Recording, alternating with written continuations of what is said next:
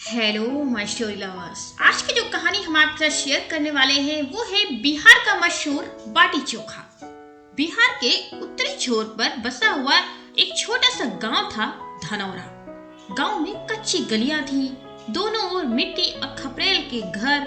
सुबह होते ही चूल्हों से उठता हुआ धुआं और खेतों से आती हुई गीली मिट्टी की खुशबू पूरे माहौल को जिंदा कर देती थी। इस गांव के एक कोने में एक टूटी फूटी झोपड़ी थी जिसमें भीमराज अपनी पत्नी सरोज के साथ रहा करता था। भीमराज के पास ना खेत था, ना दुकान थी और ना कोई पहचान। दिन निकलते ही वो गांव भर में काम की तलाश करता। कभी किसी के खेत में मजदूरी मांगता, कभी किसी के घर मरम्मत का काम, लेकिन ज्यादातर लोग उसे टाल देते। कोई कहता आज काम नहीं है, कोई कहता कल आना। सरोज चूल्हे के पास बैठी रहती और जब अनाज खत्म हो जाता तो दोनों नमक मिलाकर पानी पीकर सो जाते।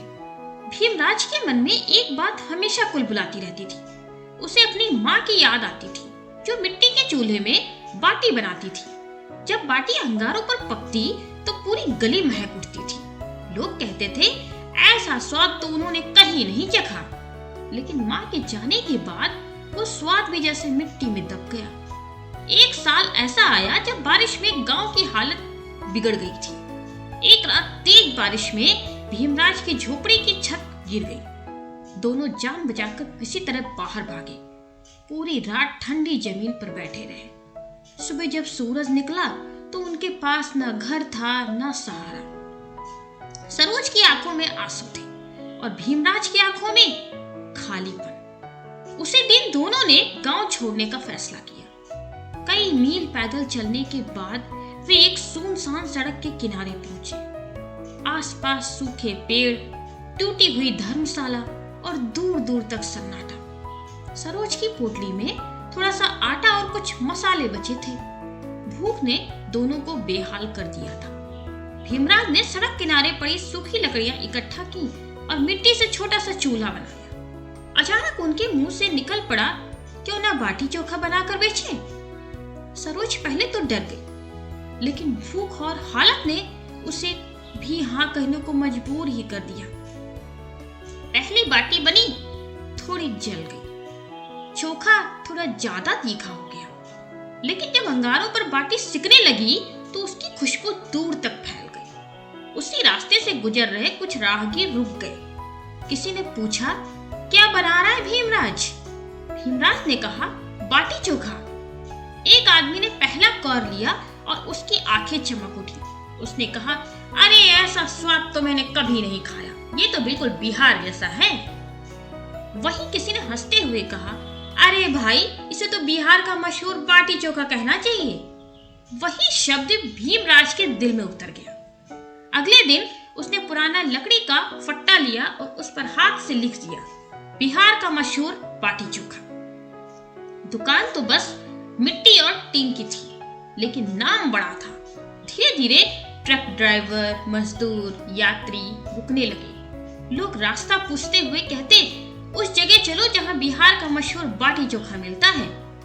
नाम फैलने लगा तो पास के ढाबे वालों को जलन होने लगी। अफवाहें फैलाई गई, अरे ये तो गंदा खाना बनाता है।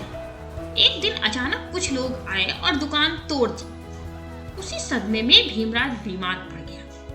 तेज बुखार में कई दिन तक पड़ा रहा। सरोज भी टूट गई। उसे लगा शायद इतना बड़ा नाम नहीं रखना था।